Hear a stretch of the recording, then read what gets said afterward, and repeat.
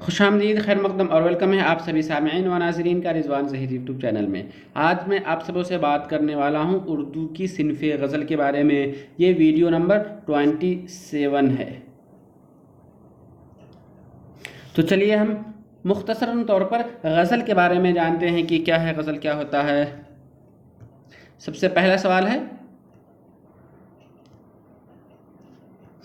اردو میں صنف غزل کس زبان سے آئی ہے؟ یعنی اردو میں جو غزل کہی جاتی ہے وہ کس زبان سے آئی ہے؟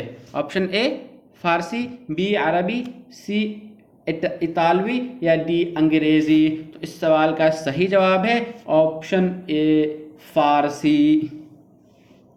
غزل بھلے ہی عربی زبان کا لفظ ہے جس کے معنی ہوتے ہیں عورتوں سے بات کرنا یا پھر عورتوں کی بات کرنا، لیکن اردو میں جو غزل ہم دیکھتے ہیں وہ دراصل فارسی زبان سے آئی ہوئی ہے۔ اگلا سوال ہے، صنف غزل کا آغاز کس زبان میں ہوا؟ آپشن اے فارسی، بی عربی، سی انگریزی اور ڈی ہندی۔ تو اس سوال کا صحیح جواب ہے آپشن 2 عربی۔ صنف غزل کا آغاز عربی زبان سے ہوا ہے۔ اگلا سوال ہے، غزل کے پہلے شعر جس کے دونوں مصرے ہم قافیہ و ہم ردیف ہوتے ہیں اس کو کیا کہتے ہیں؟ غزل کا سب سے پہلا شعر جس کے دونوں مصرے ہم قافیہ و ہم ردیف ہوں گے اسے کیا کہیں گے؟ آپشن اے مقطع، بی مطلع، سی بیت اور ڈی شعر۔ تو اس سوال کا صحیح جواب ہے آپشن 2 مطلع۔ سب سے پہلے شعر کو جس کا قافیہ اور ردیف دونوں ہوتا ہے اسے ہم مطلع کہتے ہیں۔ اگلا سوال ہے، غزل میں ایک مطلع کے بعد دوسرا مطلع آئے تو اس کو کیا کہتے ہیں؟ آپشن اے دوسرا مطلع، بی مطلع بعید یا پھر سی حسن مطلع یا مطلع ثانی یا پھر آپشن ڈی ذو المطالع۔ تو اس سوال کا صحیح جواب ہے آپشن 3 حسن مطلع یا مطلع ثانی۔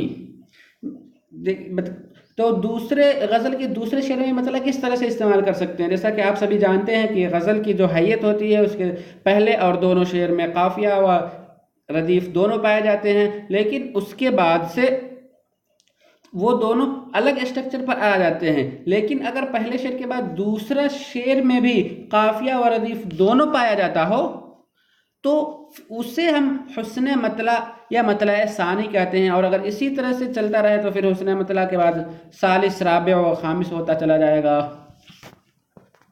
نیکسٹ کوشچن ہے، غزل کے سب سے عمدہ شعر کو کیا کہتے ہیں؟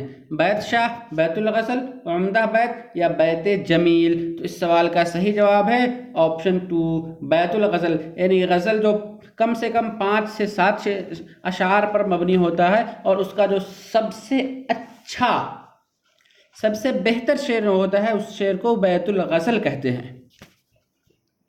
اگلا سوال ہے، غزل کا آخری شعر جس میں شاعر اپنا قلمی نام یا تخلص استعمال کرتا ہے اس کو کیا کہتے ہیں؟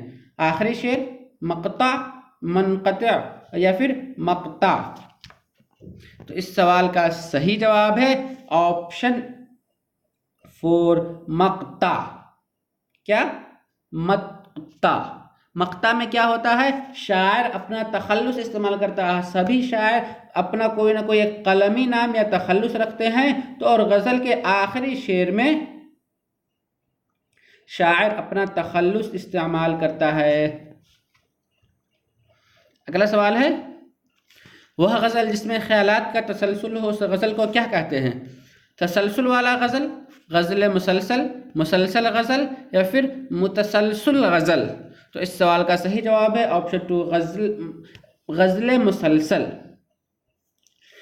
یہ وہ غزل جس میں خیالات کا تسلسل ہونا ہے۔ کوشچن کو میں تھوڑا سا اور ڈیفائن کر دیتا ہوں۔ جیسا کہ غزل کے بارے میں کہا جاتا ہے کہ غزل کا ہر شعر اپنے اندر ایک مکمل معنی رکھتا ہے، اور غزل کے میں جتنے بھی اشعار ہیں وہ اشعار الگ الگ ہو سکتے ہیں۔ ایسا ضروری نہیں ہے کہ جس طرح سے نظم میں کسی ایک عنوان پر پوری نظم کہی جاتی ہے اسی طرح شعر میں بھی جتنے شعر ہیں وہ ایک ہی عنوان سے، ویسا نہیں، بلکہ 2 لائن میں ہی شاعر اپنی بات پوری کر لیتا ہے غزل کے دوران۔ لیکن بعض غزل ایسے ہوتے ہیں جس میں بالترتیب کسی ایک ہی چیز پر بات کی جاتی ہے، تو اس قسم کے غزل کو غزل مسلسل کہتے ہیں۔ اگلا سوال ہے فائز دہلوی کا نام کیا تھا؟